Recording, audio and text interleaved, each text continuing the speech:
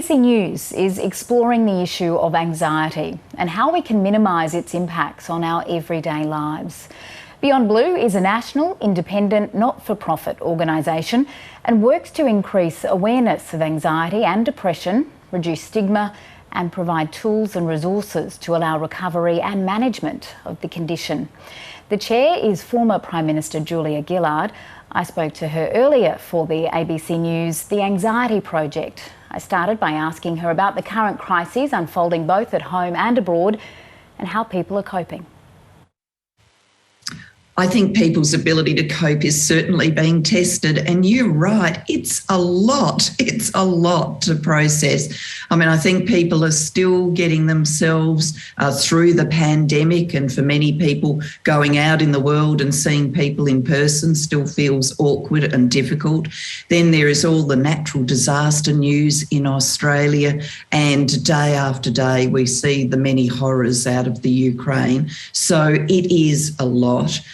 From the Beyondblue perspective, we advise people certainly keep up with the news. It's important that people know what's happening in the world, but don't get yourself down one of those doomsday scrolling burrows where you don't look up from your screen for, 4, 6, 10, 12 hours and all you're doing is obsessing about the news. Take a break, go for a walk, chat with a friend, decompress. We all need that coping time.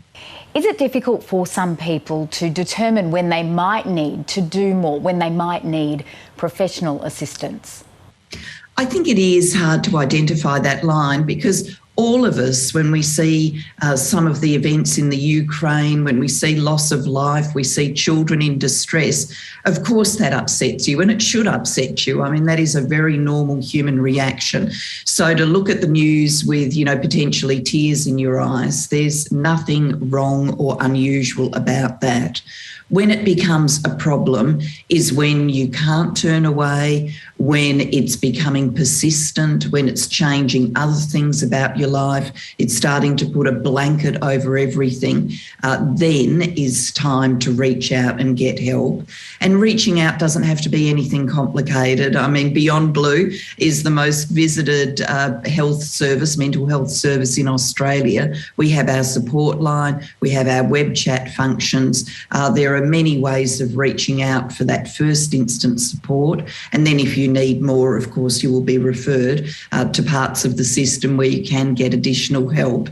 I wouldn't be doing the right thing, though, if I didn't mention that we do need improvements in the mental health system. We definitely need to see more services, particularly more of these lower intensity services when people are first getting into some form of trouble. And if they take steps then, it can stop it getting worse.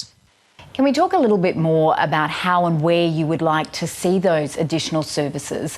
The current federal government has talked a lot about adding 2 services during the COVID pandemic, and in the past week we've also heard from Joe Biden in his State of the Union address about how he'd like to enhance services for Americans. Yeah, we really visualise this as a sort of stepped system. You can get on it, and if you need higher levels of support, you can go up the next step.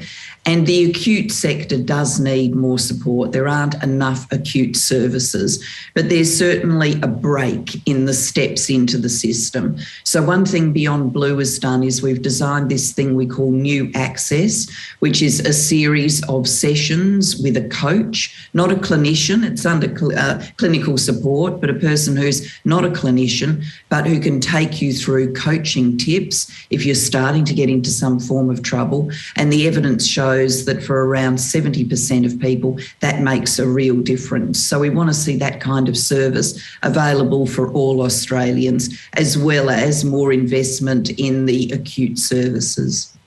Is that something Beyondblue has introduced as a way of coping with increasing demand? It was a need we identified several years back, so pre-pandemic, as a really missing part of what should be a cohesive and coherent system. And we started building it and evaluating it. And one thing that Beyondblue does, which is perhaps less recognised by the community than our support services, is we do innovate, we try things, and then if they stand up, we recommend them to government. So we took that approach with New Access. everything that's happened since with the pandemic, with the many pressures on people, I think proves the case that we definitely need mental health reform and we definitely need these low intensity services. What would you say to anyone who is watching this and has been wondering whether this might be something for them and debating about whether to make that first step for help? I really think it's better to reach out. If you're going to make a little bit of an error, I'd make an error in getting too much help rather than not enough help. And I think, look, the same is true of our physical health, isn't it? I mean, if you've got a mole that you're concerned about, or perhaps as a woman you identify a very small lump on your breast, I mean, the advice is, go and get it checked out. And if the doctor looks at it and says, well, don't worry, that's nothing, happy days. And the same should be true in mental health. If you feel like you might need some support, don't equivocate, reach out, work through it, get a result. That is what we want people to do. Julia Gillard, Chair of Beyondblue, it's been terrific talking to you. Thank you for taking part in the ABC's The Anxiety Project. Thank you. Been great to take part.